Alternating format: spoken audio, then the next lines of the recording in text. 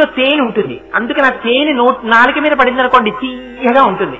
రూప, పువ్వు యొక్క రూపాన్ని చూశారనుకోండి, అబ్బాయి ఎంత అందంగా ఉందో అనిపిస్తుంది. గంధ, పువ్వుకి వాసన ఉంటుంది. శబ్ద, పువ్వుకి శబ్దం ఎక్కడుంది? పువ్వుకి శబ్దం ఉందా? ఏ పువ్వైనా చప్పుడు చేయడం మీరు విన్నారా? మీరు వినలేదు కదా. మరి అలాంటప్పుడు పుష్పబాణములు 5 పట్టుకుంటే 5 తన్మాత్రలు ఎలా అయ్యి? శబ్దం ఎక్కడి నుంచి వచ్చింది? 4 తన్మాత్రలు 4 పువ్వుల్లోకి సరిపోతాయి. శబ్దము అనే తన్మాత్ర ఏ పువ్వుగా మీరు చెప్తారు? పువ్వుకి శబ్దము ఎప్పుడూ లేదు. మరి ఎక్కడి నుంచి వస్తుంది? రహస్యం ఏమిటో తెలుసా అండి? పువ్వు ఉంది అంటే భ్రమరం ఉంది అని గుర్తు. ఎక్కడ పువ్వు ఉంటే అక్కడికి తుమ్మిది వస్తుంది. తుమ్మిది ఏం చేస్తుంది? ఝంకారం చేస్తుంది, ధ్వని చేస్తుంది. ఆ తానం చేసేటప్పుడు, మకరందం తాగేటప్పుడు నిశ్శబ్దంగా ఉంటుంది. అందుకని ధ్వని కూడా పువ్వుని ఆశ్రయించే ఉంది. పువ్వులో తేనె ఉంది కాబట్టి మకరందం వచ్చి అక్కడ ధ్వని చేసింది. అందుకని తుమ్మిద ద్వారా ధ్వని కూడా వచ్చేస్తుంది. ఆ ధ్వని పువ్వు కోసం వచ్చింది కాబట్టి పువ్వుదే. అందుకని అదిగో ఆ శబ్ద తన్మాత్ర కూడా పువ్వులోకి వెళ్ళిపోయింది. ఈ 5 తన్మాత్రలు అమ్మవారి చేతిలోనూ బాణాలుగా ఉంటాయి, మన్మధుడి చేతిలోనూ బాణాలుగా ఉంటాయి. ముందు మన్మధుడు ఏం చేస్తున్నాడు? ధన పౌష్పం మౌర్వి మధుకరమయీ పంచవిశిఖ వసంతు సామంతో. వసంతుణ్ణి తనకి సామంతుడిగా పెట్టుకున్నాడు, స్నేహితుడిగా. ఆ వసంతుడు ఎప్పుడు వస్తాడు? ఎప్పుడో ఒకసారి వస్తుంది ఆ ఋతువు. చైత్ర వైశాఖ మాసములు ఉన్నప్పుడు అస్తమానం ఉంటుంది ఏమిటి? ఉండదు. వసంత మాసం వస్తే చెట్లు చిగురుస్తాయి, ఎక్కడ చూసినా చల్లగా ఉంటుంది, ఎక్కువ వేడి ఉండదు, చాలా శోభగా ఉంటుంది. అటువంటి చైత్రమాసం వసంతుడిగా ఉంటాడు. వసంతు సామంతో మలయమరుదాయో ధనరథ. మలయమారుతమని ఆ చెట్ల కొమ్మల మించి వచ్చేటటువంటి చల్లటి గాలుందే దాన్ని రథంగా చేసుకుంటాడు మన్మధుడు. పై ఎంత హాయిగా ఉందోనండి అయ్యప్ప స్వామి గుళ్ళో ఆయన ఉపన్యాసం కన్నా మలయమారుతం చాలా చల్లగా హాయిగా ఉంది, దానికి కూర్చున్నవాడి బుర్రవాడికి ఏమొచ్చు అంటారు. అందుకని చల్లటి గాలి హాయిగా ఉంటుంది. ఆ గాలి అనే రథాన్ని ఎక్కువస్తాడు ఆయన, గంధపు చెట్ల నుంచి వచ్చే గాలి అనే రథం ఎక్కి. అందుకని మలయమరుదాయో ధనరథ తథాప్యేక సర్వం హిమగిరిసుతే కమపి కృపాం. అమ్మా ఏమున్నాయమ్మా మన్మధుడి దగ్గర బలమైనవి? ధనస్సు చూస్తే పువ్వులతో చేసిన ధనస్సు, వింటినారి చూస్తే తుమ్మిదలతో చేసిన వింటినారి తేనెటీగలతో, బాణాలు చూస్తే 5 పువ్వులు బాణాలు, స్నేహితుడు చూస్తే వసంతుడు, రథం చూస్తే గంధపు చెట్ల నుంచి వచ్చే గాలి, దాని ఇష్టం వచ్చినట్టు అడిపోతుంది. కానీ ఈ నెలమన్నప్పుడు రేపుకది వెళ్ళదా రథం. మరి ఇన్ని అవకరాలు ఉన్నాయి. పోనీ మన్మధుడు చాలా బలవంతుడందామా? అనంగో విజయతే. శంకరాచార్యులు వారు ఎక్కడ తెస్తారో కానండి ఆ పేర్లు. నిజంగా మన్మధుడికి చిత్ర విచిత్రమైన పేరు వేసేశారు. అనంగో, అసలు ఆయనకు ఒళ్ళు లేదు. ఎందుకు లేదు? హిమగిరిసుతే. అమ్మా నువ్వు హిమగిరిసుతమై చూసావంటున్నారు. ఏం పార్వతీదేవికి ఎన్ని పేర్లు లేవు? ఇన్ని పేర్లు పక్కనెట్టేసి అమ్మని హిమగిరిసుతే అని పిలిచారేంటి కారణం? ఆవిడ హిమవత్ పర్వతానికి కూతురుగా హైమవతిగా ఉన్నప్పుడు పరమశివుణ్ణి భర్తగా చేసుకుందామని తపస్సు చేస్తుంటే పరమశివుడిలో కామోద్రేకం కల్పిద్దామని మన్మధుడు బాణాలేశాడు. వేస్తే పరమశివుడి మీద బాణాలేయగలిగిన మొనగాడ మన్మధుడు 3వ కన్ను తెరిచాడు. ఆయన భస్మరాశి అయి కింద పడిపోయాడు. పడిపోతే అప్పుడు పార్వతీదేవి వివాహం అయిన తరువాత భర్త గారు కాల్చేసిన శరీరాన్ని మళ్లీ తిరిగి శరీరం ఇచ్చేస్తే ఆయన చేసినటువంటి పనిని ఈవిడ, ఆయన కాల్చేవాడు, ఈవిడ ఇచ్చేది. భర్త యొక్క ఆజ్ఞని అతిక్రమించకూడదు. కానీ రతీదేవి వచ్చి పాదాలు పట్టుకుని ఏడ్చింది. అందుకని ఆయన్ని మళ్ళీ బతికించాలి. అందుకని శరీరం ఇవ్వలేదుట, కానీ బతికించిందిట. ఎవరికి కనబడతాడు? ఒక్క రతీదేవికి మాత్రమే కనబడతాడు. అందుకని మన్మధుడికి ఒళ్ళు ఉండదు, శరీరం లేదు. అసలు శరీరం లేకుండా ఉంటాడు, రతీదేవికి కనపడతాడు. శివుడు కాల్చాడు, అందుకని తన ఒళ్ళు ఇవ్వదు. మళ్ళీ ఆయనకి బాధ కలగకూడదు, నేను కాల్చేస్తే ఆవిడ ఒళ్ళు ఇచ్చేసిందని. ఒక్కసారి మన్మధుడికి ఆ శక్తిని ఇవ్వడం కోసమని ఇలా ఓరకంటితో చూసిందిట అమ్మ. చూసేటప్పటికి మన్మధుడికి ఇంత శక్తి వచ్చేసిందమ్మా. ఆ ధనస్సు పనికిరాంది, ఆ వింటినారీ పనికిరాంది, బాణాలా పువ్వులు, వసంతుడా చిలికాడు, గంధపు చెట్ల నుంచి వచ్చే గాలా రథం, ఇన్నున్నా తల్లి అపాంగతే లబ్ధ్వా జగదిదమనంగో విజయతే. జగత్తుని క్షోభ పెట్టేస్తున్నాడు మా మన్మధుడు. అందుకే పేరే మన్మధుడు, మనస్సుని మధించేస్తాడు. ఆ మన్మథ బాణాలు వచ్చి పడ్డాయా ఋషులంతటి వాళ్ళు తల్లడిల్లిపోతాయి. అదిగో ఇన్ని బలహీనతలున్నా మన్మధుడు ఎలా బలవంతుడైపోయాడమ్మా? నీ కంటి కొస చూపు పడిందంటే ఆయన మీద ఇంత బలం వచ్చింది. ఇప్పుడు మన్మధుడి చేతిలో ఉన్న బాణాలు అమ్మవారి చేతిలోకి వెళ్ళాయనుకోండి, ఏమవుతుంది? అమ్మవారు కూడా ఇలాగే బాణాలేసి మనస్సుని మధించేస్తుందా? అలా మధించదు ఆవిడ. అందుకని శంకరాచార్యుల వారు ఇప్పటి వరకు నువ్వు బాధలు ఎందుకు పడ్డావో తెలుసా? కంటికి కనపడకుండా మన్మధుడు వచ్చి వేసేశాడు బాణాలు నీ మీద. ఆయన 5 బాణాలే పట్టుకున్నాడు, ఆయన చెరుకు విల్లే పట్టుకున్నాడు. ఆయన చేతిలో ఉన్న వాటి చేత నువ్వు బాధపడ్డావు. ఆ బాధ పోవాలంటే నువ్వు వాటిని ఎవరి చేతుల్లో చూడాలో తెలుసా? అమ్మవారి చేతుల్లో చూడాలి ఇప్పుడు. అందుకని ధనుర్పాశం బాణం శృణిమపి దధానా కరతలై. అమ్మా, ఆ చెరుకు విల్లు ఇప్పుడు నువ్వు పట్టుకున్నావు. చెరుకు విల్లు అమ్మవారు పట్టుకుని పాశం పట్టుకుంది. ఇప్పుడు అమ్మవారు పట్టుకుంటే ఏం చేస్తుంది?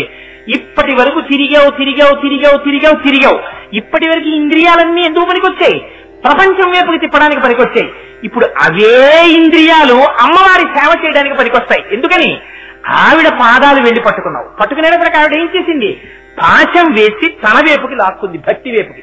ఇప్పుడు భక్తితో అమ్మవారి పాదాలకు తిరుగుతున్నావు. ఇప్పుడు ఏమైపోయింది? అదే ఆయుధాలు కానీ మార్చి నిన్ను భగవంతుడి వైపుకి తీసుకెళ్లిపోతున్నాయి. దీన్ని మీకు తేలికైన ఉదాహరణలో చెప్పాలంటే ఒక ఉదాహరణ చెప్తాను చూడండి. ఒక రాజుగారు యుద్ధం చేస్తున్నాడు. యుద్ధం చేస్తూ ఒక సామాన్యమైన సిపాయిని పిలిచాడు. పిలిచి, ఉదయం ఇవాళ రాత్రి వచ్చి నన్ను కలువు అన్నాడు. అంటే వాడన్నాడు, మహాప్రభో, నేను ఒక సామాన్య సిపాయిని, నేను వచ్చి మిమ్మల్ని కలుసుకోవడమా? నన్ను ఎవరు పంపిస్తారు మీ దగ్గరికి? రాత్రి, పైగా యుద్ధం జరుగుతున్నప్పుడు రాత్రి వ్యూహరచన జరుగుతుంది, మీ దగ్గరికి పంపుతారా? నన్ను ఎవరు పంపరన్నాడు. అందుకని మీరు రాజముద్రికనివ్వండి అని చూపించి వస్తానన్నాడు. అంటే రాజుగారు ఏం చేశారంటే శత్రురాజుల యొక్క ముద్ర వాడికి ఇచ్చారు. ఇస్తే వాడు హడిలిపోయారు, మహాప్రభో ఇది నా దగ్గర కనపడిందంటే నన్ను చంపేస్తారన్నారు. ఒరే, అందుకే తేలిక మార్గం చెప్తున్నాను. రాత్రి నాతో వచ్చి చాలా అత్యవసరంగా మాట్లాడవలసినటువంటి వాళ్ళ లిస్ట్ ఇవాళ పెరిగిపోయింది. పెరిగిపోవడంలో చాలా మందికి రాజముద్రికలు ఇచ్చాం, నీకు శత్రురాజుల ముద్రికనిచ్చాం. నువ్వు ఈ ముద్రిక పట్టుకుని రాత్రి నేను కూర్చునేటటువంటి గది పక్కన అటు ఇటు తారాట్లాడు. నన్ను రక్షించవలసినటువంటి వాళ్ళు అక్కడ భటులు ఉంటారు. ఎందుకురా వీడు ఇలా తిరుగుతున్నాడని నిన్ను పట్టుకుంటారు, వెతుకుతారు. నీ దగ్గర శత్రురాజుల ముద్రిక కనపడుతుంది. వెంటనే నేను రాజముద్రికి ఇచ్చిన వాళ్ళని ఆపేస్తారు, నిన్ను పట్టుకొస్తారు నా దగ్గరికి. పట్టుకొచ్చి, మహాప్రభో వీడి దగ్గర శత్రురాజుల ముద్రిక దొరికింది, వీడు మీ గది చుట్టూ తిరుగుతున్నాడంటారు. నువ్వు లోపలికి వచ్చేసావుగా, అప్పుడు నేను నీతో మాట్లాడి పంపిస్తాను. అందుకని శత్రురాజుల ముద్రిక నీకిచ్చి నేను నా దగ్గరికి తెచ్చుకుంటాను. ఇప్పటి వరకు మీ ఇంద్రియాలు ఏమయ్యాయి? మన్మధుడి చేతిలో ఉన్నంతసేపు లోకము వైపుకి తిప్పి బాధ పెట్టాయి. ఇప్పుడేమయ్యాయి? ఇప్పటి వరకు శత్రువులుగా ఉన్న ఇంద్రియాలు శత్రురాజముద్రిక రాజు దగ్గరికి చేర్చినట్టు ఒక్కసారి అమ్మ పాదముల దగ్గరికి వెళ్ళి నమస్కరించారా, ఆవిడ వెంటనే పాశం వేసి లాక్కుంటుంది దగ్గరికి. భక్తి పాశంగా మార్చేస్తుంది. ఆ అమ్మ పాదములే పట్టుకు తిరగాలని కోరిక పుడుతుంది. ఇప్పుడు ఏమైపోయింది?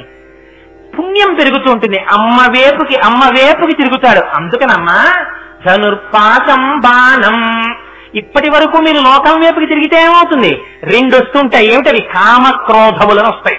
ఏమిటది? ఇది చిత్రం. అమ్మవారు అందుకే చెరుకు విల్లు పట్టుకుంటుంది. ఏమంటే అమ్మవారు తలుచుకుంటే బ్రహ్మాండమైన విల్లు ఒకటి పట్టుకోలేదండి. ఏడు చిరుక్కర్రతో చేసిన విల్లు పట్టుకోవేంటి? నా మొహం అసలు అడగద్దు మనం. ఏంటమ్మా చెరుక్కర్రతో విల్లు ఏమిటమ్మా? గబుక్కుని ఏ ఎలకో వచ్చి కొరుక్కు తింటుంది కూడా, తీయగా ఉంటుంది. ఆ చెరుక్కర్ర కాస్త కొరుక్కు తింటే బాగుంటుందేమో అనిపిస్తుంది. అలాగా ఏమిటమ్మా చెరుక్కర్ర విల్లు ఏమిటని అడగాలి. చెరుకేమిటి? మీరు అట్నుంచి కొరుక్కురండి తీపే, ఇట్నుంచి కొరుక్కురండి తీపే, మధ్యలోంచి కొరకండి తీపే, ఎక్కడ కొరకండి తీపే. మనస్సు ఏం చేస్తుంది? ఎప్పుడు సుఖాన్ని వెతుక్కుంటుంటుంది. మీరు ఎప్పుడైనా కావాలంటే మీరు ఒక్కసారి మీ మనస్సుని మీరు వాచ్ చేసి చూసుకోండి. మీరు ఎవరి దగ్గరికైనా వెళ్ళి కూర్చున్నారనుకోండి, వాళ్ళు మీతో మాట్లాడడం మొదలెట్టారనుకోండి, వాళ్ళు మాట్లాడుతున్న వాటిలో మీకు సుఖాన్ని ఇచ్చేవేవో ఎంచేసుకుంటూ ఉంటుంది. ఈ మాట బాగుంది, ఈ మాట బాగుంది, మన గురించి చెప్తున్నాడు, చాలా బాగుంది, చాలా బాగుంది అంటుంది. కొంచెం మీకు వ్యతిరేకంగా ఏమైనా చెప్పాడు అనుకోండి, దిక్కుమాలినట్టు చెప్పాళ్లే ఇవన్నీ చెప్తున్నాడు అంటుంది. సుఖాన్ని దుఃఖాన్ని, సుఖాన్ని దుఃఖాన్ని, సుఖాన్ని దుఃఖాన్ని వెతికేస్తూ ఉంటుంది. ఇలా వేరు చాటలో పెట్టి ఇలా చెరుగుతూ ఉంటే పొల్లుపోయి సారం ఉండిపోతుంటుందే, అలా సుఖం దుఃఖం, సుఖం దుఃఖం, సుఖం దుఃఖం వెతికేస్తూ ఉంటుంది మనస్సు. అందుకని దానికి ఎప్పుడు సుఖం వైపుకి అభిలాష. ఏ సుఖం? ఈ ఇంద్రియాలకి సుఖం. ఈ సుఖాల కోసమని పాశం. ఏమిటా పాశం? సుఖము దుఃఖము, సుఖము దుఃఖము అని వేరు చేసి కోరికలనే పాశాలు వేసి మిమ్మల్ని తిప్పుతుంటుంది. ఇప్పుడు అమ్మవారి చేతిలోకి వెళ్ళాయనుకోండి చెరుకు విల్లు పాశం, వీటిని మీరు చూశారనుకోండి, ఆ పాశం వేసి భక్తి పాశంగా మార్చి తన పాదాల దగ్గరికి లాక్కుంటుంది. ఇప్పటి వరకు సుఖము దుఃఖము సుఖము దుఃఖము అని లోకమునందు తిరిగిన మనస్సు మారి అమ్మవారి పాదములు పట్టుకుంటే చాలండి. తల్లి పాదాల మీద శిరస్సు ఉంచి నమస్కారం చేస్తూ ఉంటే ఎందరో భక్తులు పూజ చేసేసినటువంటి ఆ పూలవాసన, అమ్మవారి పాదములకు అంటినటువంటి పారాణి వాసన, ఆ పాదములకు పూజ చేసిన కుంకుమ వాసన, అమ్మవారు మెడలో వేసుకున్నటువంటి పెద్ద పుష్పమాల యొక్క వాసన, అమ్మవారి పుష్పమాలలో ఉన్న మకరందం తాగుదామని వచ్చినటువంటి తుమ్మిదల యొక్క ఝంకారం, ఇవన్నీ వినపడుతుంటే అమ్మ పాదాల మీద పడి నమస్కారం చేస్తున్నప్పుడు ఉండే మత్తు ఆహాహా ఎంత ఆనందం అండి, ఎంత ఆనందం అండి అంటారు. ఏమైపోయాయి? ఇంద్రియాలన్నీ లోపలికి వెళ్ళిపోతున్నాయి, బయట తిరగడం మానేస్తున్నాయి. అందుకని ధనుర్పాశం బాణం శృణిమపి దధానాకరతలై. అమ్మా అదిగో నీ చేతులలో ఉన్నటువంటి ఆయుధములను నేను దర్శనం చేస్తున్నాను. ఇప్పుడు మన్మధుడి చేతిలో ఆయుధాలు అమ్మవారి చేతిలోకి వెళ్ళేటప్పటికి మిమ్మల్ని ఉత్తమమైనటువంటి గతివేపుకు నడిపించేస్తాయి. ఇలా అడగడం చేత కాదు మనకి. అమ్మా నేను ఇన్ని బాధలు పడుతున్నానమ్మా, సంసారంలో ఉండిపోయానమ్మా, నీకేం తెలుసమ్మా, ఈ మనస్సు వల్ల ఇన్ని బాధలు వచ్చాయమ్మా. అందుకే మీకు సుఖం ఎప్పుడు ఉంటుంది. అందుకే మీరు ఎప్పుడైనా ఎక్కడికైనా వెళ్ళారనుకోండి, సుఖం అనిపించదు. ఆఫీస్కి వెళ్ళారనుకోండి, అబ్బా ఎప్పుడైపోతుంది ఆఫీస్ని గడియారం అంతా చూస్తూనే ఉంటాడు, 5:30 ఎప్పుడవుతుందా అని. 5:30 అయితే ఏమవుతుంది? ఇంటికి వచ్చేస్తాడు అంతే. ఇంటికి వచ్చేస్తే అమ్మయ్యా ఇంటికి వచ్చేసానని కూర్చుంటాడు. ఊరెడతాడు, ఎందుకు ఎడతాడు? ఇంటికి వచ్చేయడానికి. ఆఫీస్కి ఎడతాడు, ఎందుకు ఎడతాడు? ఇంటికి వచ్చేయడానికి. సినిమాకి ఎడతాడు, ఎందుకు ఎడతాడు? మళ్ళీ ఇంటికి వచ్చేయడానికి. ఎక్కడికి వెళ్ళినా ఎక్కడికి వచ్చేస్తాడు? ఇంటికి వచ్చేస్తాడు. అలా మనస్సు ఏం చేస్తుందంటే మిమ్మల్ని దుఃఖంలో తిప్పడానికి లేచిన దగ్గర నుంచి ఇంద్రియాలను అడ్డు పెట్టుకుని తిప్పుతుంది తిప్పుతుంది తిప్పుతుంది తిప్పుతుంది సుఖ దుఃఖములని అలసట పెట్టేస్తుంది. ఆఖరణ అదే అలిసిపోతుంది. అలిసిపోయేది ఏం చేస్తుందంటే ఇక దానికి సుఖం కావాలి కాబట్టి ఇంద్రియాలని తనలో పెట్టుకుని తనెళ్ళి ఆత్మలోకి వెళ్ళి కూర్చుంటుంది. అసలు ఆ మనస్సు లేదనుకోండి, మీకు ఎప్పుడు ఉండదు, సుషుప్తిలో ఉండదు. గాఢ నిద్రపోయారనుకోండి, అప్పుడు ఇక మనస్సు లేదు, మనస్సు ఆత్మలోకి వెళ్ళిపోయింది. ఆ సుఖం అంటే ఏమిటో తెలియదు, మీకు అజ్ఞానం. కానీ మనస్సు లేదు అప్పుడు. అప్పుడు లేచి మీరు ఏమంటారు? మీరు లేచారంటే గుర్తేమిటి? మనస్సు లేచింది, అందులో ఇంద్రియాలు లేచాయి. ఇప్పుడు ఏమంటారు? అబ్బా రాత్రి నిజంగా సుఖంగా నిద్ర పట్టిందండి, ఎంత సుఖమో అంటారు.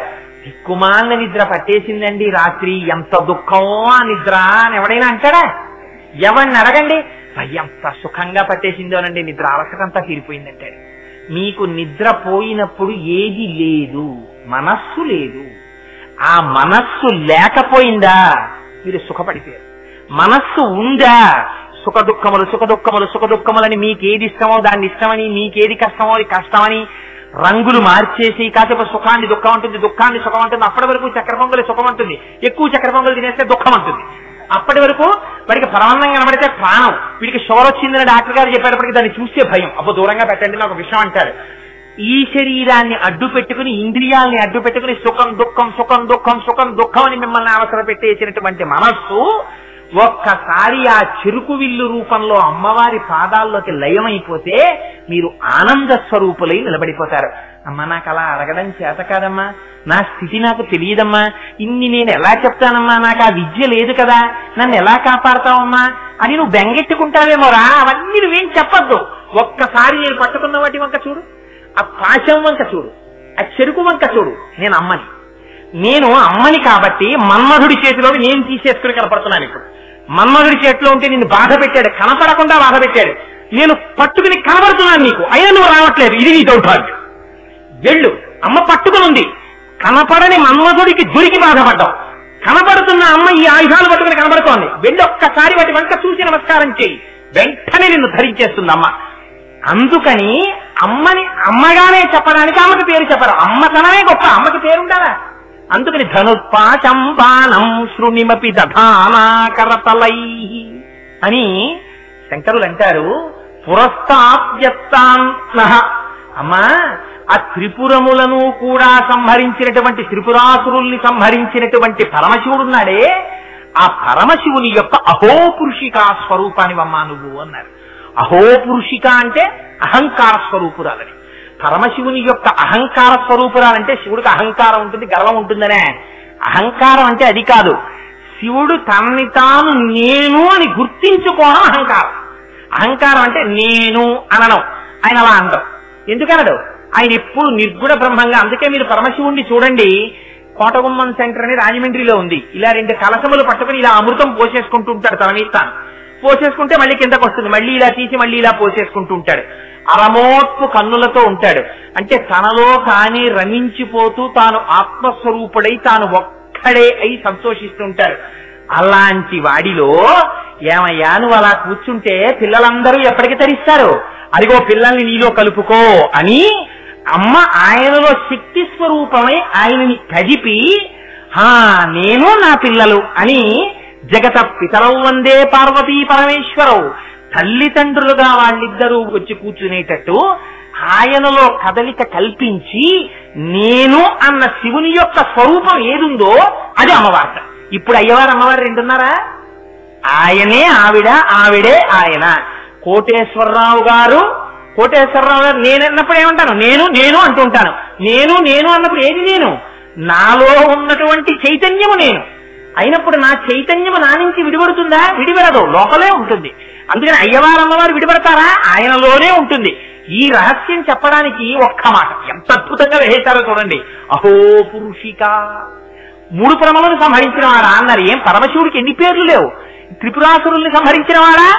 అలాంటి అమ్మ నహ మా ముందు నువ్వు కనపడాలన్నారు. ఏమిటి మాటలు? 3 పురములను సంహరించడం ఏమిటి? పురత్రయే క్రీడతి జీవయంతః తతస్తు జాతం సకలం విచిత్రం అంటుంది ఉపనిషత్తు. మనం ఎప్పుడు 3లోనే తిరుగుతుంటాం. జాగ్రత్త స్వప్న సుషుప్తి, జాగ్రత్త స్వప్న సుషుప్తి. జాగ్రత్త అంటే ఇంద్రియాలు బయటకు వస్తాయి, ప్రపంచం అంతా అనుభవిస్తాం. స్వప్న మనస్సు ఒక్కటే పనిచేస్తుంటుంది, ఇంకా సృష్టిస్తూ ఉంటుంది మనస్సు. నిద్రపోతున్నా సరే మరి ఏదో రాత్రి పడుకున్నప్పుడు సముద్రం గురించి ఏదో ఆలోచిస్తూ పడుకుంటాడు. వీడి సముద్రంలో వెడుతున్నట్టు, వాడ అంచు ఎక్కినట్టు, అప్పుడు కూడా దిక్కుమాల పనిలే. వాడ అంచు ఎక్కినట్టు, పెద్ద గాలి వచ్చి సముద్రంలో పడిపోయినట్టు, వీడికి ఈత రాదు అందులో మునిగిపోతున్నట్టు, ఊపిరి అందనట్టు, ఉప్పు నీళ్లు నోట్లోకి వెళ్ళిపోతున్నట్టు, వాడలోంచి అందరూ చూసి అయ్యో చచ్చిపోతున్నాడు అంటున్నట్టు వీడికి ఒక్కసారి కలొచ్చేది అని లేచి కూర్చుంటాడు. స్వప్నంలో కూడా సముద్రాన్ని ఓడని తనని తానికినట్టు పడిపోయినట్టు సృష్టించింది. ఈ స్వప్నము కూడా, ఈ మనస్సు కూడా ఆత్మలోకి వెళ్ళిపోతుంది. సుషుప్తి ఏమీ ఉండదు, గాఢంగా నిద్రపోతాడు. ఈ 3లోనే తిరుగుతాం మనం. పురత్రయే క్రీడతి జీవయంతః. ఇది కాకుండా 4వది ఉంది తురీయం. ఆ తురీయంలో ఆత్మస్థితిగతుడై తాను ఉండిపోతాడు. ఇది త్రిపురాసురుల్ని సంహరించడం అంటే. అందుకని అదిగో అలా త్రిపురాసురుల్ని సంహరించినటువంటి పరమశివుడు నిర్గుణమైనటువంటి ఆత్మస్వరూపం. ఆయన యొక్క అహోపురుషిక, ఆయన యొక్క అహంకార స్వరూపురాలా అంటే నేను అని శివుడు ఎవరినంటాడు? తననే అంటాడు, తనలోని చైతన్యాన్నే అంటాడు కదా. అందుకని ఆ చైతన్యం ఎవరున్నారో ఆ చైతన్య స్వరూపురాలా అంటే పరమశివుడి నుంచి అభిన్నమైనటువంటి శివశక్తియా అమ్మా నహ. అలా మా కన్నుల ముందు ఒక్కసారి కనపడమ్మా. ఇందులో ఎక్కడైనా అమ్మవారి పేరుందా? మోక్షాన్ని పొందారా లేదా? మాధవం చంతవేనంక నా గిద్దిదా కల్పకం. ఇలా మీరు 4 బాహువులతో తెల్లారులేస్తే మీ అందరూ చెప్తుంటారు. చతుర్బాహు సమన్విత రాగస్వరూప పాశాఢ్య క్రోధాకార అంకుశోజ్వల మనోరూపేక్షుకోదండ పంచతన్మాత్రసాయక నిజారుణ ప్రభాపూరమజ్జ బ్రహ్మాండమండల చంపకాశోక పున్నాగ సౌగంధికల సత్కచ. ఎవరావిడ? ఆవిడే లలితాపరాభట్టారికా స్వరూపం. అమ్మని అమ్మా అని పిలిస్తే గౌరవమా? అమ్మని పేరు పెట్టి నా కొడుకు నా భార్య దగ్గరికి వచ్చి అమ్మా అనాలంతే. జీవితంలో ఎప్పుడైనా సరే అమ్మ కనపడితే అమ్మా అంతే, ఇంకొక గౌరవవాచకం లేదు అమ్మకి. అమ్మ దగ్గరికి వెళ్ళి అమ్మగారు అన్నా గౌరవం, అమ్మని అమ్మా అంటేనే గౌరవం. నాన్న దగ్గరికి వెడితే నాన్నగారు అంటే గౌరవం, అమ్మ దగ్గరికి వెడితే అమ్మగారు కూడా అగౌరవమే.